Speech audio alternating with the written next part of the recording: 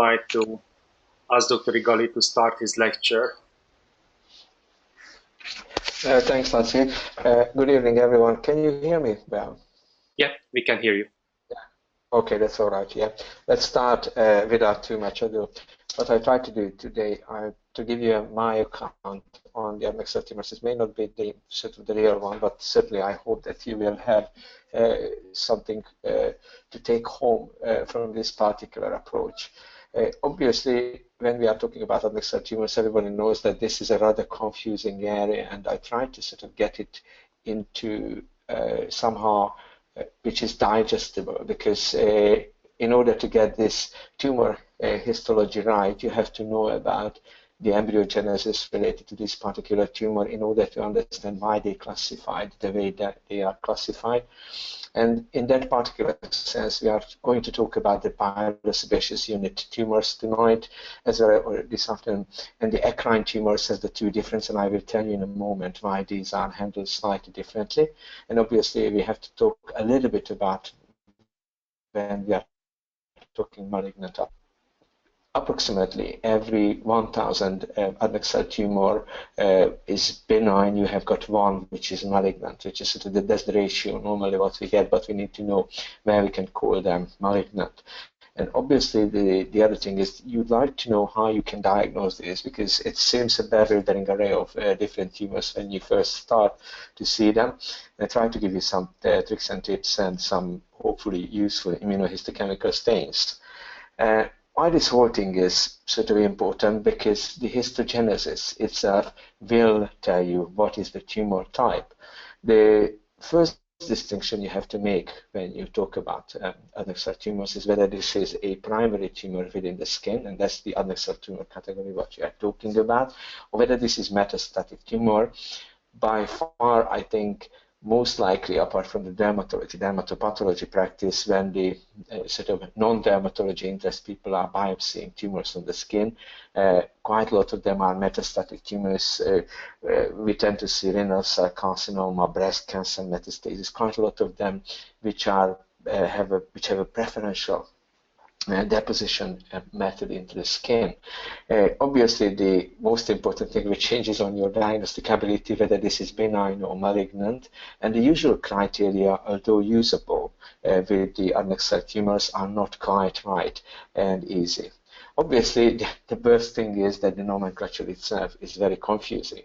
I just sort of throw up a couple of names onto the screen for you. It's hair follicle naevus, fibrofollicular, pilomatrixoma, trichoepithelioma, Spiradenoma, all of them, trichilemmoma. Lots of them are sort of, if you throw at this entity list, you don't know your way around. And if I have to do a little bit of a magic when I try to sort of get the nomenclature right, I can put these tumors into different categories when they tend to make some more sense. When you try to get to group all of the tumors which do belong to one category into one sort of big family, like the hair follicle origin tumors on the top, the Sebaceous, which is sort of a tumor of sebaceous gland, or pilomatrixoma, which is a matricial differentiation, which are very delineated entities. And you have got obviously the syringoma, Spiradenoma, Microcystic Adnexal carcinoma, which is coming from the eccrine side. It's always a sort of an old age debate whether it's eccrine, apocrine, holocrine, or what. The problem with the adnexal tumors is not very easy to get a normal sort of secretion type to any of the tumors, and they can produce different patterns. I'll show it to you a little bit later. Okay, the first thing which I think everyone of this that is a little bit sort of going ahead, which I'd like you to understand, that the embryogenesis, how does it affect the whole tumor genesis? And when we look at this particular instance, the epidermis, during the epidermal development process, the different types of adnexal structures are developing with a different thing in mind. What do I say by that? If you look at the eccrine sweat gland, it's essentially a downgrowth of the epithelial surface. The epithelium is starting to have a bud which is going down then and forms all of the elements of the eccrine sweat gland, including the secretory unit, the different parts of the acrosyringium, and the pore. All of the tumors which are related to this particular unit tend to be solitarily sort of eccrine in type, and we'll talk about it a little bit later. While the other major unit within the epithelium is development by coming together, which is the pilosebaceous unit. And what is interesting for this tumor, and if you understand that, it's easier to understand why the tumors develop the way they do, that it's a sort of process between the epithelium and the underlying mesenchyma. And in that particular bit, the mesenchymal placode is playing a big role, which is essentially a part of the mesenchyma which is taking into up to the epithelium. And this epithelium is essentially, together with the mesenchymal placode, will form the pilosebaceous unit through the primary hair follicle and obviously the secondary hair follicles. And if you look at the bottom part of the sort of image, you see the hair follicle with a little bud on top, which is the sebaceous unit, which is formed by the mantle type cells, which, if you can imagine, if you look at it, it's like a fungus and it's got around the neck a little mantle. That's exactly how the sebaceous unit is formed on the pilosebaceous unit. It's a no-brainer when you look at these two different types, divergent differentiation, that when you see the pilosebaceous unit, all of the tumors which are coming from that one will have elements of every type in them. We may not recognize them, but you will see some sebaceous cells, sometimes in basal cell carcinomas, or you can see outer sheet sort of type of epithelium even in sebaceous tumors. It's vice versa. It's almost always a little bit of a mix because the cells don't know how to differentiate. Okay. By that, if we classify the tumors with the origin, or sort of try to bit of a sort of a color coding, and I give you a sort of how we see these tumors. The follicular tumors and the sebaceous tumors and the apocrine tumors, as we normally sort of classify them, the follicular tumors is obviously the basal cell carcinoma, does belong to here as well, but the naevus comedronicus, trichoepithelioma, trifolliculoma, proliferating tumors, pilomatrixoma, trichoblastoma, they do belong to the follicular category. Sebaceous tumors is again a relatively well circumscribed and well delineated sort of tumor type. Naevus sebaceous, Steatocystoma, mantelloma, sebaceous hyperplasia, adenoma, sebaceous carcinoma sequence, and the apocrine, which we sort of traditionally assign the Syringocystadenoma, papilliferum, the hydradenoma, mixed tumor, cylindroma, Spiradenoma, syringoma, and the Microcystic Adnexal. It's not quite that easy because it would leave us with the eccrine tumors, the poroma and porocarcinoma, and probably the eccrine fibroadenoma.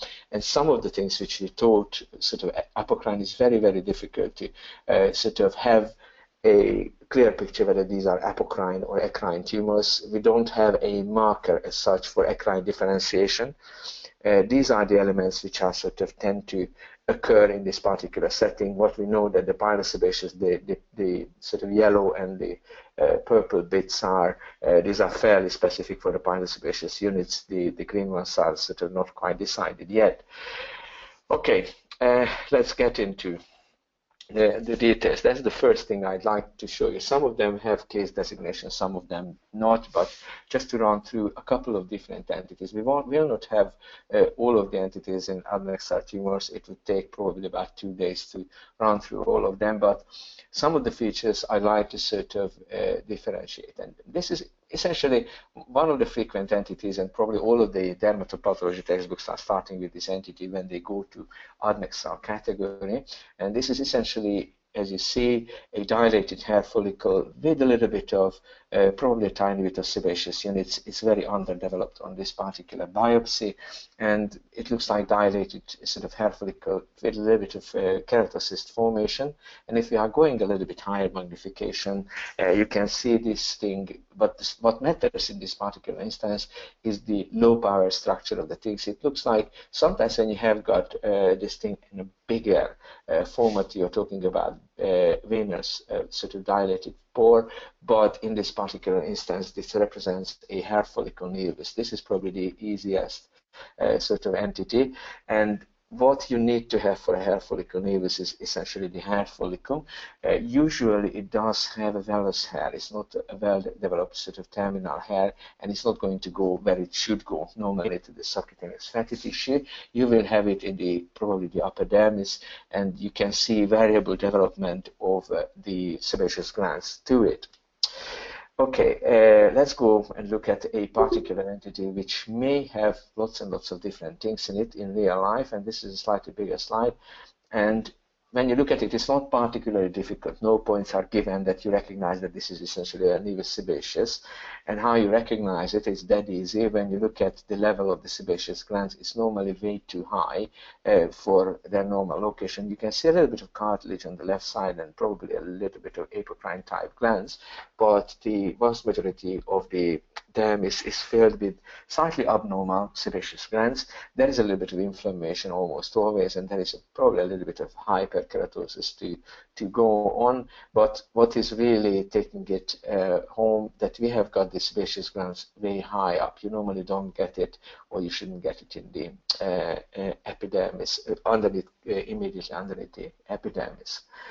And this is really a sebaceous naevus. What I'd like to show you, though, with the sebaceous naevus, that there is some basaloid proliferation. And the first thing which, when you see a sebaceous naevus, to look for is any kind of other type of proliferation, because it's very frequently harboring basal cell carcinoma. Probably this one is just a sort of a hair follicle induction type picture what you are looking at. And again, the giveaway features is probably around 6 o'clock. Sorry, I haven't got sort of my mouse to show you, but around 6 o'clock you have got a miniature vellus hair formation and probably some other sort of cross sections of mini hair follicles. It gives you the clue in basal cell carcinoma you shouldn't see hair follicles, and also the stroma is slightly different. It's a bit more desmoplastic, it's a bit more in correlation of the stroma epithelium as you would expect from a hair follicle type differentiation. Okay, let's go to the next case, which I want to very, very quickly show you. And this one is, again, points are not given. If you look at the left picture, we tend to look at sort of these things low power, that essentially this is a variation on the theme. This is a naevus sebaceous, very high sebaceous units. And if you look at the other parts of the body, the areola area, and sometimes around the genital area, you have got this sort of Montgomery's tubercle type pattern when the sebaceous glands are coming directly to the surface of the epithelium, and that's the pattern what we are seeing here in sebaceous naevus. But what it has got, it's got an additional little feature, and that's the continuation of the sort of section on the left. You see it on the right, which has got this sort of almost papillomatous type of feature, and again that's what it is coming close, and it's trying to mimic the ductal structures what you see from the sweat glands with an outer layer of myoepithelial type and the inner layer of actually ductal lining type. And this entity is a Syringocystadenoma developing in a sebaceous naevus, and that's what we can recognize relatively easily. The moral of the whole story is when you look at the sebaceous naevus, always look out for something else in it. The sebaceous naevus is, we think it's a developmental type abnormality, not quite a neoplastic lesion, but it can have many, many different things in it. All of the tumors which have something to do with sort of actually not having full surface over them, and Syringocystadenoma papilliferum is one of them, will have a variable degree of plasma cells in it. I'd like to draw your attention. You can see it within the sort of stroma of this tumor. Why it is important? It's not a tumor-specific phenomenon. It is probably related to the fact that you don't have a full surface overlying of these tumors. They are very frequently sort of communicate with the surface directly, all of these cavities, and because you don't have your usual epithelium, you don't have your usual immunological layers to take care of your integrity, the plasma cells are deployed with the relevant immunoglobulin production. Okay. The next case, if we can go on to, is relatively simple. Like, again, it's probably not giving you too much points if you recognize what it is. That's the normal sort of prototypical bit. It's arisen in an epithelium or in the skin when the epithelium is relatively flat, and you have got sort of secondary changes, which is probably related to actinic damage and quite a lot of inflammatory infiltrate over it. But the major thing is it's this well circumscribed, not encapsulated, but most of the time well circumscribed tumor, which has got this sort of chondroid looking stroma. When you look at this thing at a higher power, you can see a better dilated lymphatics above it. But the major thing is that you have got these strands of basaloid cells set in a relatively sort of hyalinized blue-looking stroma, and that's the typical picture of what you see in chondroid syringoma or mixed tumor of the skin. The cells what you are seeing here are myoepithelial in type, and if you want to do some immunohistochemistry, relatively easy to figure out. That's the old sort of old nomenclature for this one, and probably a little bit more higher magnification. And this particular example I brought in because it's not always the chondroid matrix. Sometimes you have got a bit more desmoplastic stroma, and you may have a monomorphic appearance rather than a polymorphic appearance, and true to its nature, it's sort of probably coming from the eccrine elements. You can see some ductular lumen formation within this one, which can be highlighted by the appropriate immunostains. I'll talk about it a little bit later. Okay, and this is sort of a relatively high power picture. You can see a little bit of horse probably to the left as well, and also a stroma. Case number 4 is, again, when we are looking at it, it's an epithelial or epithelial type tumor. Again, the sort of appearances are fairly characteristic. You see this sort of almost this tadpole-like configuration of the cells, and with very, very crushed and elongated cell nest, which have a little bit of eosinophilic material sometimes in between, but there is a relatively dense collagen about it, around it, and you have got this sprinkling of these inflammatory cells, which is almost always a feature of this tumor, and that's your sort of typical pattern. What you see that in this pattern of basaloid epithelial cells, you have got a lighter bit in the middle. Again, this is a tumor which has got quite a lot of desmoplasia going on, quite a lot of desmoplastic activity, and again, not too much point to actually to recognize this entity as desmoplastic trichoepithelioma. It's a bread and butter stuff for most of the dermatopathologists. You will see it, and the colleagues who don't have sort of dermatopathology experience and haven't experienced these tumors tend to classify it more aggressive than it is in real life, and they sometimes, this one is a fairly typical example, but it's a bit more basaloid. You have got more solid bits to it. Sometimes they misclassify it as basal cell carcinoma.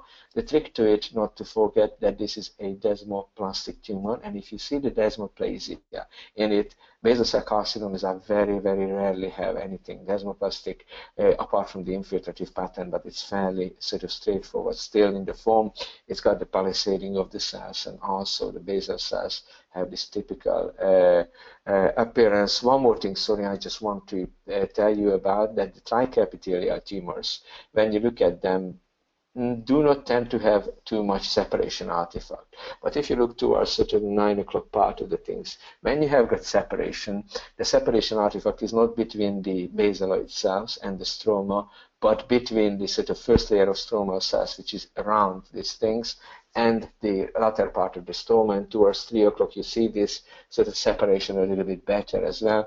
It shows that these type of tumors have a more intimate relationship between the basaloid cells as well as the stroma.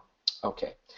Case number 5 in Adnexal tumor. Again, if you look at sort of Ackermann's approach to dermatopathology, he has got these beautiful descriptions of sort of how you look at the tumors, and when it gives you the low power image, gives you the benign appearance or the sort of malignancy appearance. This one is definitely a benign lobulated tumor. It's rather blue, but again, sort of this is a tumor which likes to be hair follicle differentiation, but didn't quite get there.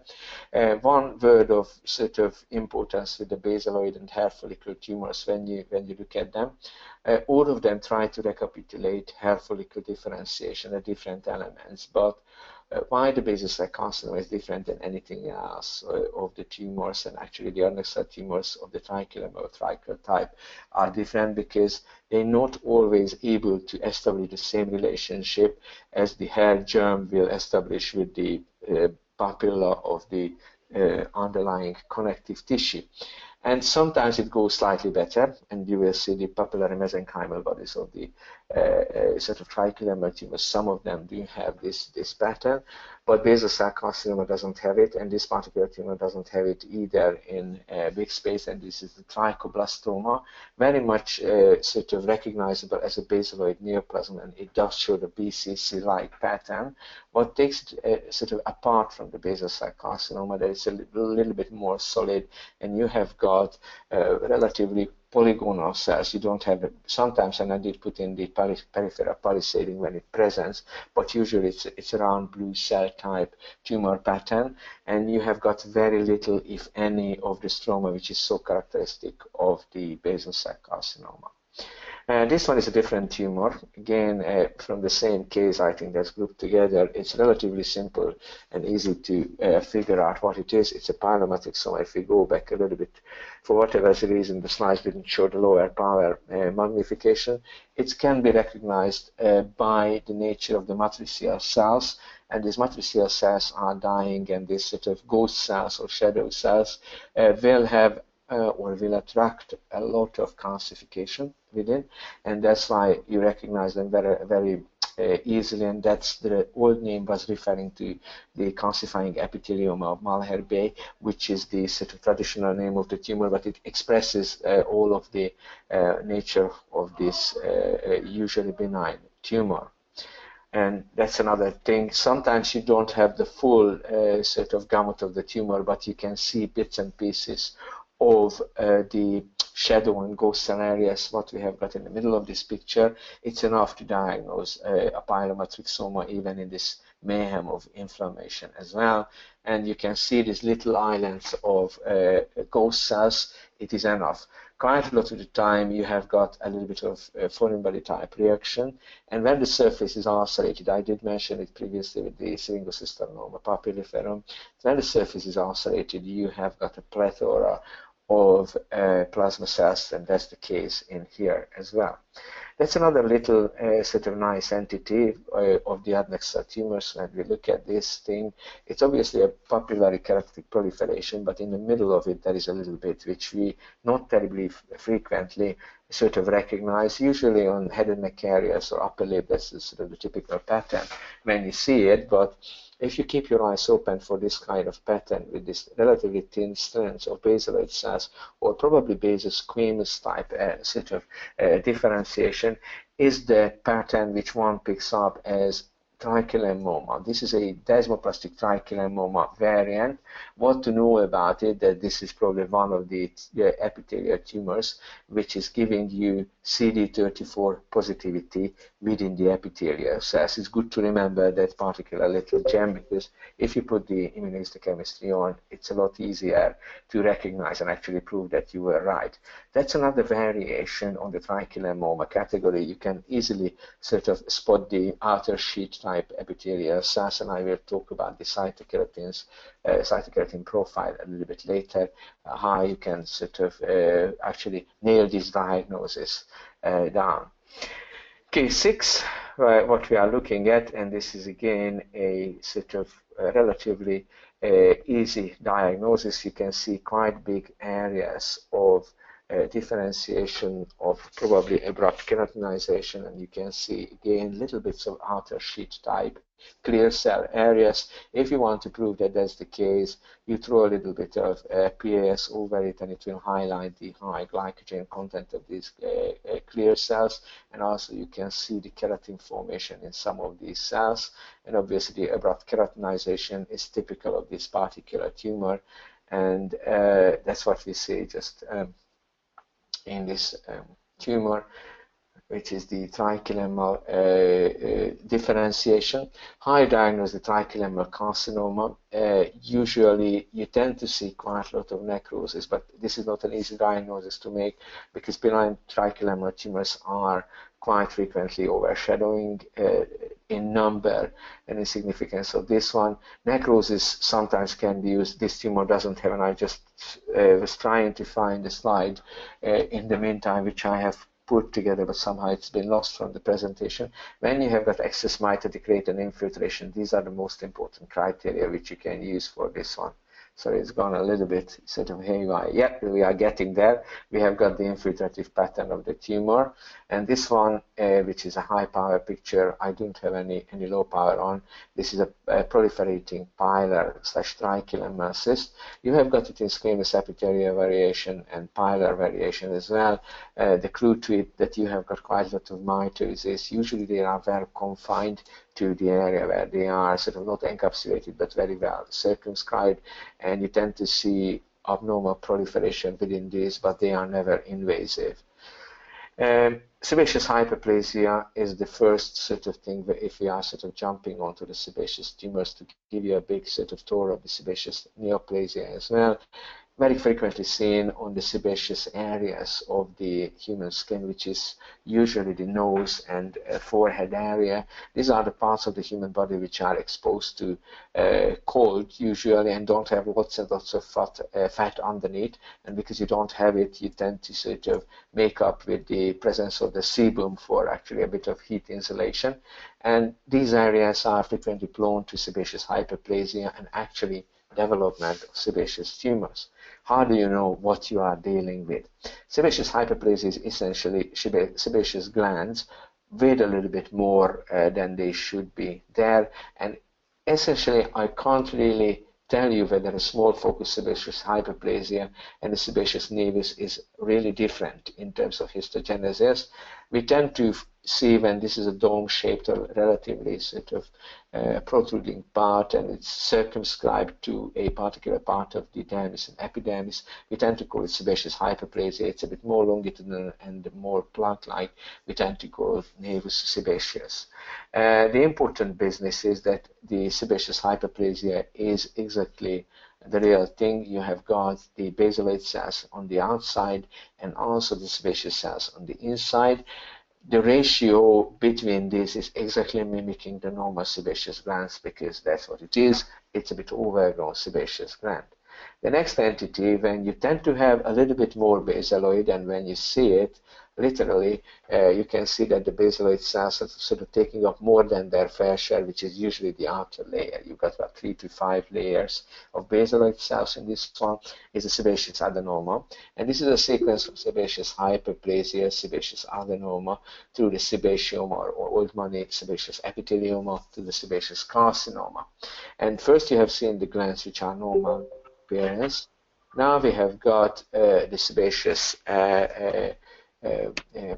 hyperplasia, sebaceous adenoma, and we have got a little bit more basaloid, and the elements of the basaloid cells are growing in the sebaceous tumors with the loss of differentiation, and this is the so-called sebaceoma. You can see some foamy cells in between, but quite a bit of the tumor is composed of these basaloid cells of the sebaceous gland. You can use immunohistochemistry to figure out what was going on, and this particular example is a malignant variant. Now we are going towards the sebaceous carcinoma. It's worthwhile to remember two things about sebaceous carcinoma, that most of the time it happens to be around the eye, the periocular area, and these glands are very much prone to develop sebaceous neoplasia. If it happens anywhere else on the skin, you have to be absolutely sure that you are dealing with the right kind of things. And the other thing I wanted to mention is the presence of the muir-torrei. Sebaceous tumors on the head and neck area are generally accepted. That's usually where you can get them. But if you have got an extra head and neck, i.e. chest or trunk or abdomen location sebaceous tumor which is growing up, you have to raise the possibility of muir-torrei with your clinicians as well. The problem being there that usually it's associated with microsatellite instability and presence of visceral cancers. That's how it looks like, and if you want to throw a little bit of immunohistochemistry to it, EMA and CEA, and to my latter sort of knowledge, obviously androgen receptor is a very good thing for nuclear positivity, but lately I've been using Cytokeratin 20 from my GI world. For this one, Cytokeratin 20 is beautiful. It's beautifully highlighting the sebaceous glands in all guises. Very useful for this particular identification. Case 8, when you look at it again, it's a no-brainer. It's very similar to what we have seen before earlier on, but there are a couple of subtle differences with this one. And you have got the syringoma. you remember we had the Desmoplastic trichoepithelioma, and if I were to put the two things together, which I should have done but I haven't, you would see that the cell sort of lumina on this particular, the glandular lumina of the cells does contain a little bit of this dirty sort of secretum type material. It's coming from the acrocylins, that's the part of the sebaceous gland, the upper part of the gland outlet just underneath the pore, and it tries to recapitulate that particular part, and you have got a dual cell layer. That's the easy bit which you can recognize very well on this one. The stroma is desmoplastic, but you don't have these basaloid strands, and they do have a little bit of tendency to show a little bit of tadpole type appearance as well. Case number 9, again, no points for this one to go what it is. It's a bread and butter for dermatologists and dermatopathologists alike. It's a poroma. You can see this sort of long cellular nest which are basaloid. Essentially, that's the top part of the the sweat gland outlet to the epidermis, and this is uniform little cells, and if you see them, it could be intraepidermal, and that's sort of almost like a Borsier-Rasson type phenomenon. You see a lot of basaloid cells, usually low cuboidal in size, in shape, and it's very much connected to the surface, and this is the hydradenoma. And sorry, that's the poroma, and that's the next thing we will talk about, the hydradenoma. And you can highlight the other thing which I'd like to show you with epithelial membrane antigen EMA is highlighting the pores. Essentially, these are the little holes which is coming to the surface.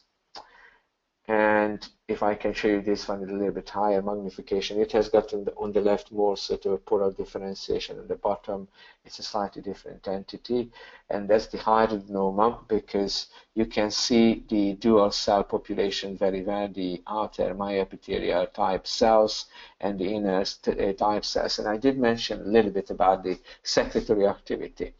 We tend to sort of label the cells according to the secretory activity, what is the type of secretion, what they do. And the eccrine type secretion is you have got a little bit of something within the cell, which is usually liquid or fluid, which is expelled by pinocytosis into the lumen, and it leaves the cells.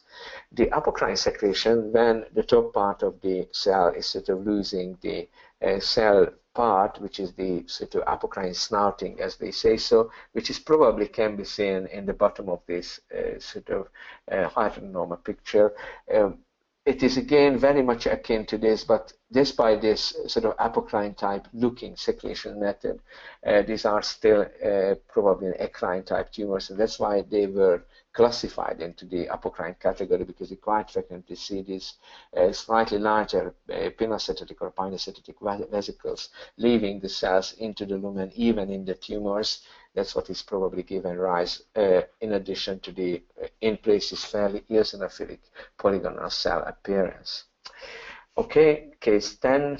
To crack on with the things, again, that's a no-brainer. These are the beautiful things. Some of the tumors of the Adnexal structures are so characteristic, so easy to recognize. It's a hydradenoma papilliferum, which sort of has got these papillary structures, which you can see in the middle of it.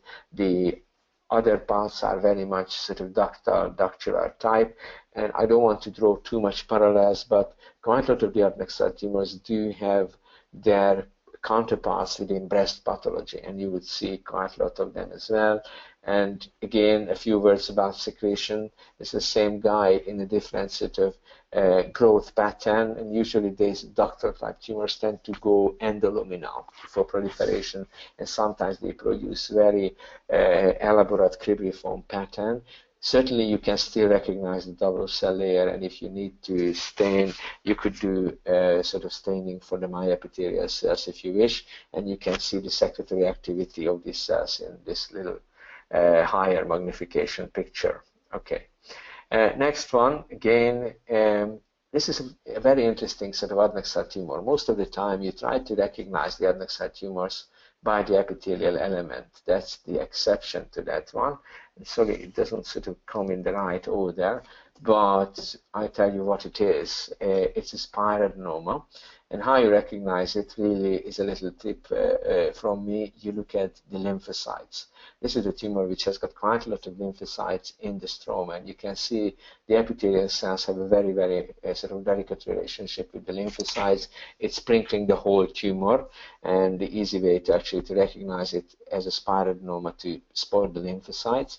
The sort of more observant ones amongst you could recognize that there is a little bit of basement membrane thickening, almost a cylindroma type pattern in this bit. And what I was going to get at with the different types of Adnexal tumors, that there is a little bit of transgression between the tumor types, and they tend to produce sometimes one or the other, like this basement membrane type material. Okay, just once more to remember the lymphocytes. And here it is, the cylindroma, this puzzle-like sort of pattern with quite prominent, sometimes basement membrane type material production. And on the left, you probably see the picture of a low bird's eye view, of low power view of the cylindroma. Why did I put in this particular entity? Because you may have seen on the left the more sort of traditional basaloid type cells, but sometimes you have got quite eosinophilic cell types, which you see on the right one, and if you get it in isolation in a biopsy, it is sometimes very difficult to spot. This is the cylindroma, and you have got no problem when you have got this amount of basement membrane type material production in the background of the sort of hyaline material. You see these basaloid cell nests. Again, you think back about the mixed tumor, what I was sort of showing you earlier on. Sometimes it can have a transition between these two, and very difficult to tell which one you are talking about.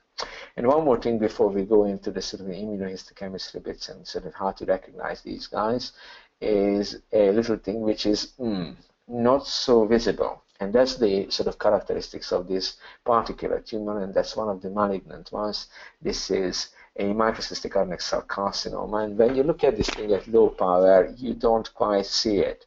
The important thing to actually think about it, it's usually clinically not terribly well advertising itself that, hi, I am a cancer, but it's a very much sort of growing underneath the skin surface. And when you look at it, you have to actually fight and find these little sort of microcystic patterns. And if you throw a cytokeratin, which is in the insert, it's very, very small picture, you tend to recognize these little sort of droplets of tumors within the stroma, which are sort of actually blending into the background most of the time very well. Okay, let's go and talk about the immunohistochemical stains, which one can use in the diagnostics of the Adnexal tumors and in general skin pathology. I will not talk about quite a lot of them, but it's good for you to understand that what are the groups which are sort of used quite frequently. These are the cheap, sort of relatively cheap and easy to available antibodies, and these are the ones which I'm using in my hospital, which is a big district general hospital with a teaching university arm onto it, but we are not a proper academic institution though. The epithelial markers are usually the pan-cytokeratins, the cytokeratin 8, 18, 7 and 20 for various reasons, which I will tell you about. The basal epithelial CK14 and CK17 type epithelial cytokeratin markers. The melanocytics, we don't touch too much upon them. The important business to remember is one thing, is the bottom one. If you ever use SOX10, you have to be aware that my epithelial type tumors tend to do SOX10 positivity in the nuclei, and also there is a potential pitfall for scars. The scars tend to have SOX10 positivity within the nuclei, the scar fibroblasts. These are sort of the exceptions for the rule, but it's very, very used for melanocytic origin. Vascular are very, very important to highlight the vascular markers, but podoplanine is sometimes used in Adnexal tumor diagnostics, and as well as the CD34. I did mention the Desmoplastic trichilemmoma is the one tumor when it's really, really coming to life. Hematologic markers are very useful, obviously, for the hematologic and lymphoma type pattern to delineate, and I could have put ALK1 and all of the others, which will help you with the different lymphomatous diseases and pseudolymphomas in skin. And obviously you have got a couple of real nice entities, CD1A and Langerhans for the Langerhans cells, factor 13A for fibroblast, Merkel cell virus antigen for the Merkel cell carcinoma, IMP3s, I'll talk about it a little bit later, we tend to use for metastatic melanoma versus naevus cell-sealing lymph node, WT1 desmoplastic melanoma, P16 in different settings of epithelial neoplasm associated with viral infection most of the time. Okay, let's very quickly run through a couple of things with regards to the histogenesis. Obviously, we are talking about carcinoma when the epithelial elements are sort of the source of the tumor, and talking about sarcoma when you have got mesenchymal elements. Adnexal tumors, because the adnexal would probably include in their fullness all of the sarcomatous elements. Traditionally, we talk about the epithelial sort of origins as adnexal tumors, and the sarcomas, the vascular tumors, the fibroblast origin tumors, and the quite unknown tumors like AFX are described at a separate bit. The lymphoid tumors is obviously a different story as well, but technically they would be probably sometimes the adnexal thing, the adnexal tumor category as well.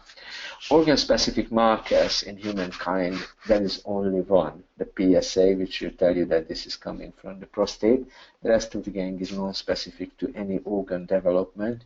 You tend to have a few epithelial type markers which are designating different parts of the gut structure as they develop, but they are not absolute. TTF1 comes to mind, which is the first pharyngeal pouch, which is said to be specific for the thyroid gland and the lung in differentiation. It's important when you're dealing with metastasis, but the rest of it is probably not terribly useful.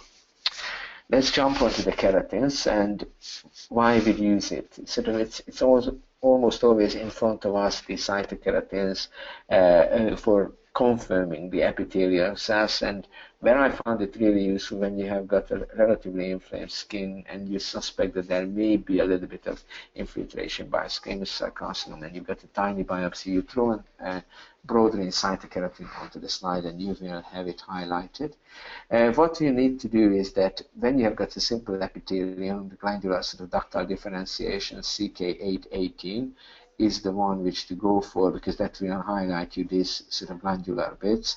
When you have got a stratified epithelium of any kind, would it be squamous epithelium or multilayered glandular, the 818 will be lost.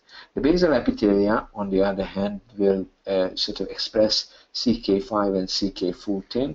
It has got a significance mainly when you are talking about basaloid type squamous cell carcinomas, which tend to occur around the anal genital tract.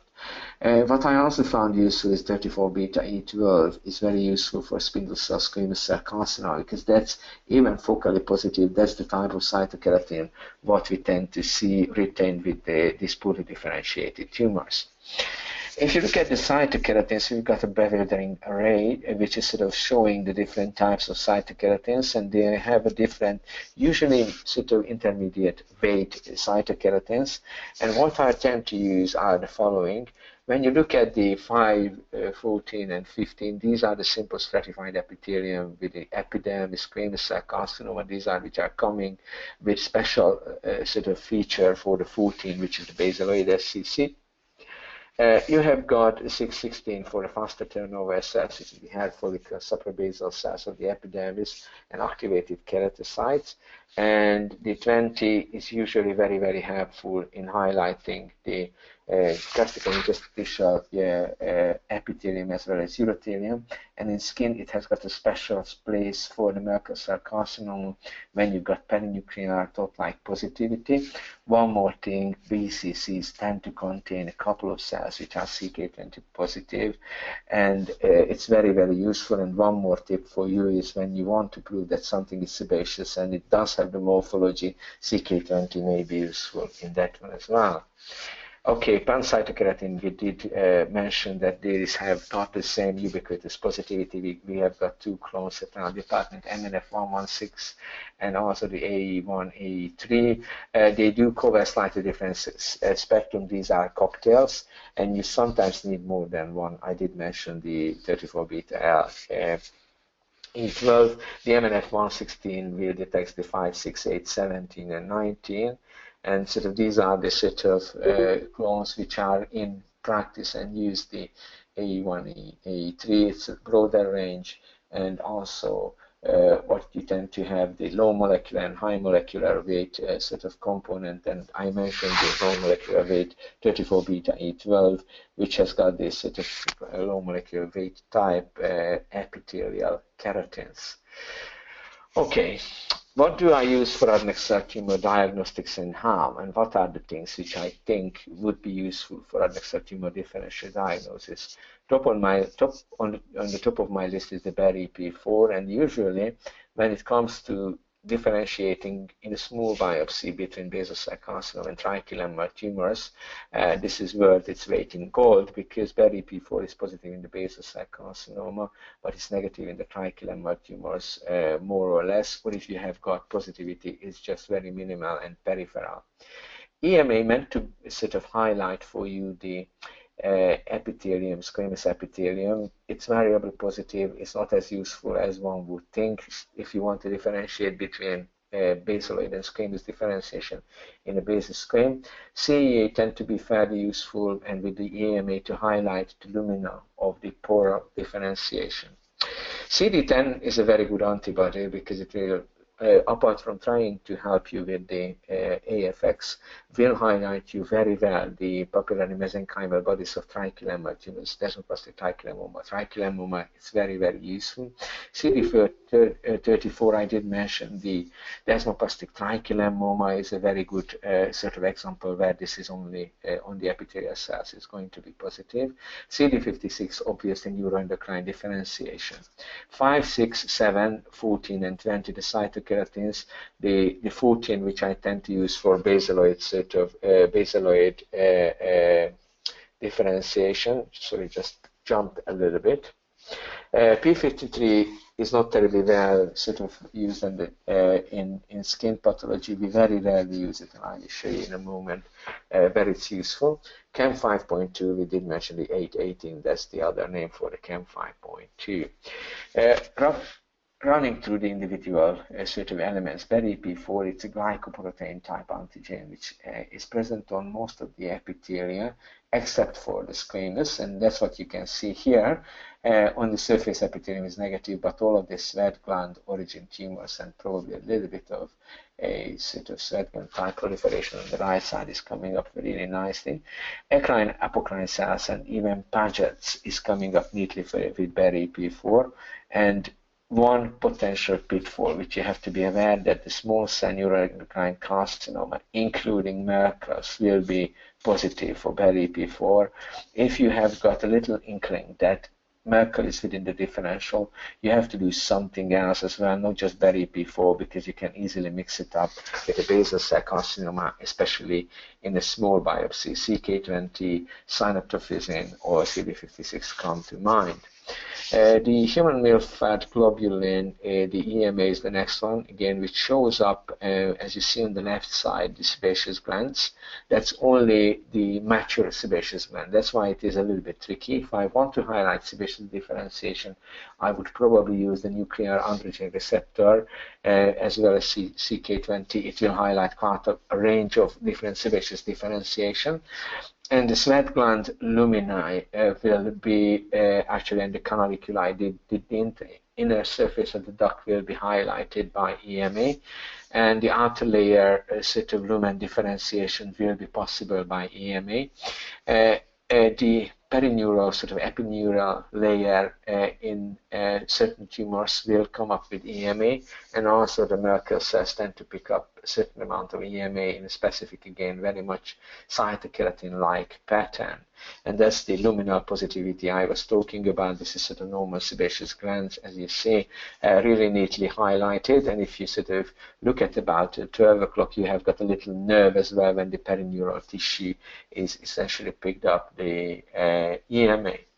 CEA is a colonic oncofetal type antigen as the IMP3, which we use in different settings, and it highlights usually the suprabasal squamous epithelium with varying degree of differentiation, and it does show luminal differentiation. It's a dirty antibody, it's got quite a lot of background and prone to artifacts. Usually the monoclonals are slightly better, and what I use it for is to highlight the inner lining of the sweat ducts in different settings, and that's how it looks like in the sweat gland type neoplasia onto the surface. CD10 is the common acute lymphoid leukemia antigen, which is a membrane metalloproteinase, and it does have positivity within the sebaceous glands, which is not frequently picked up, but also the myepithelial cells will have positivity in the eccrine and hypocrine glands. The mesenchyma is coming up, and the papillary mesenchymal bodies are coming up with CD10. That's the epithelial part of the thing. But in differential diagnosis of the metastasis, renal cell carcinoma, clear cell hydradenoma, and atypical fibrous tumor are the three major things where I would use this particular antigen. And you can see this is a trichilemmal type tumor. The condensation, the peritumoral condensation of the mesenchyma is very well shown on this CD10. The aforementioned CD34, I did mention that the bit which you have seen the HNA of is on the right in this little inset, which shows the epithelial cells picking up beautifully apart from the vessels. You can see the vessels on the lower part of the photograph. It's picked up by the CD34, and this is true for the epithelial cells of outer root sheath differentiation. When they are sort of very well differentiated, you don't have this pickup, but certainly the Desmoplastic trichilemmoma is the one to go for. A different setting, which is a skin tumor, not an Adnexal one, it's usually, sorry, there's a soft tissue tumor, subcutaneous tumor is the DFSP, dermatofibrosarcoma protuberans, which is diffusely positive for CD34. Again, one caveat there, the fibrosarcomatous variant will have just peripheral positivity. The center tends to go. Desmoplastic trichilemmoma I did mention, and there is sometimes a dense peritumoral positivity within the trichoepithelioma family, including the desmoplastic one, but in my experience, it's quite variable. It's again the same sort of guy. This is a different trichilemmoma. It's beautiful. You can see it highlighted very well. That's the level of positivity which you get on epithelial cells. This is the only tumor to my knowledge. CD56 is beautiful for neuroendocrine differentiation. It's usually sort of during the embryogenesis, the neural cell adhesion molecule, that's where it is coming from. Neural cell interaction is coming from epithelial elements, also positive natural killer cells, and all the neuroendocrine differentiation in skin and metastatic tumors will be highlighted. It needs to be used tandem with different markers. Merkel cell carcinoma is important. Differential cytokeratins, sometimes used to delineate the different elements. Usually the basal, suprabasal keratins, the epithelia are highlighted with CK5, 6 and CK14. Hair follicles, the inner root sheath is CK13. We don't have this antibody, but outer root sheath probably you will have quite a lot of them. 17, 19, and COM5.2, which is the 818, will give you this sort of outer root sheath differentiation. And the sebaceous glands do have a different profile for cytokeratins as well. The inner layer, which is the sort of differentiated sebaceous cells, is 5-6 positive and EMA positive most of the time. The intermediate cells, which are sort of more towards the basaloid looking ones, are again positive for 5-6 like everybody else, but 17 is the cytokeratin to go for. And the basaloid cells in contact with anything which is basaloid in the skin and the surrounding area.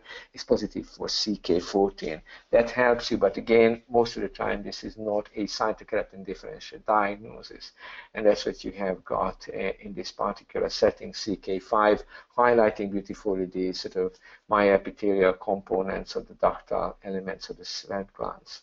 Okay. CK7, again, glandular epithelium and or sweat gland origin epithelium is beautifully highlighted on this image, and CK14 is highlighting the basaloid nature of these cells. And I haven't got too much normal epithelium, but you would see that the normal squamous epithelium would be negative, and these cells are easily seen.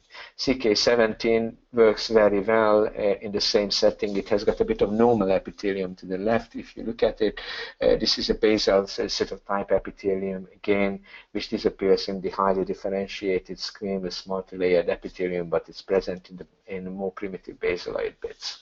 P53, when we are using it, very rarely, Adnexal tumor, squamous cell carcinoma, basal cell carcinoma will have some tumor staining. It's not a major player within the proliferative activity, but one has to say that if it's going out of sort of normal behavior, you will have P53 activity. Almost any cancer in the humankind will have some pathways going through P53. Ki67 is quite frequently used as surrogate marker for proliferation activity. Keratoacantoma was one of the things. We tend to think about it differently now, but I don't think it's good for a benign versus malignant. You will have a pattern for keratoacantoma around the edges, but will not give you the real figure.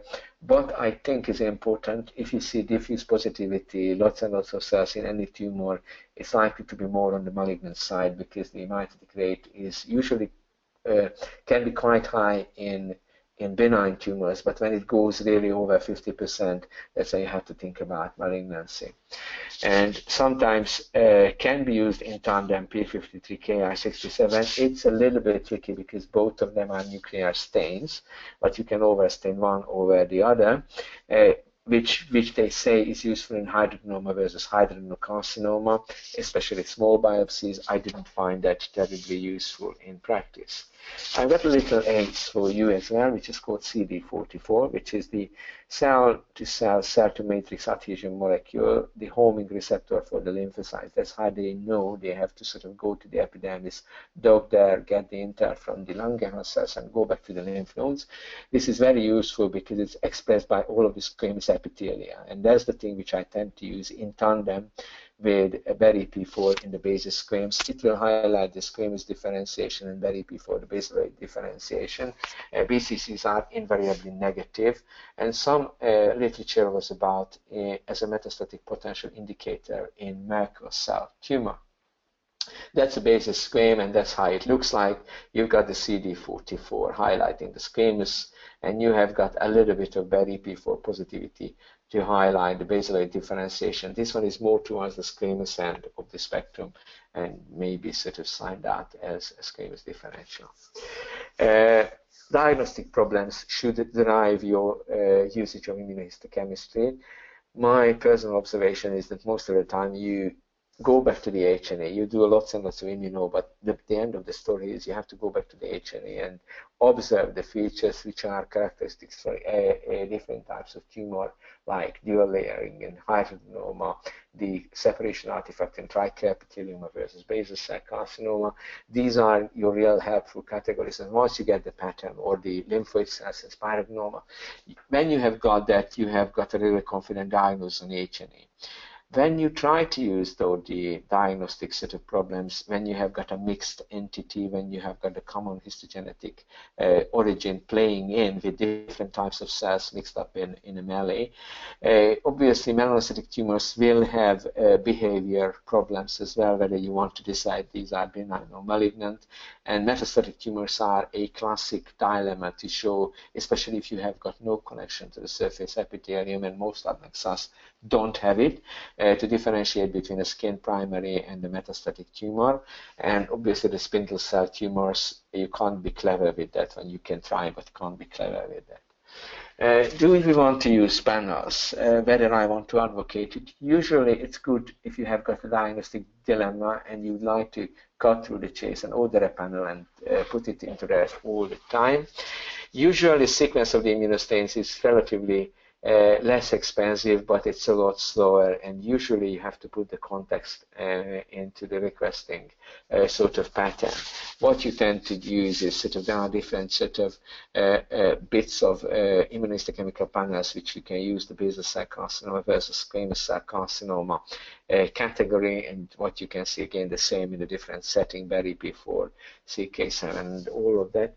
The other dilemma with the cutaneous spindle cell tumor, which is the first line pattern, would be the S100, 34-beta 12, CD68 to get on to figure out what is the histogenesis and to see if there is any melanocytic differentiation, squamous epithelial differentiation, or it is going to belong to the AFX category, sort of, or superficial pleomorphic dermal sarcoma category.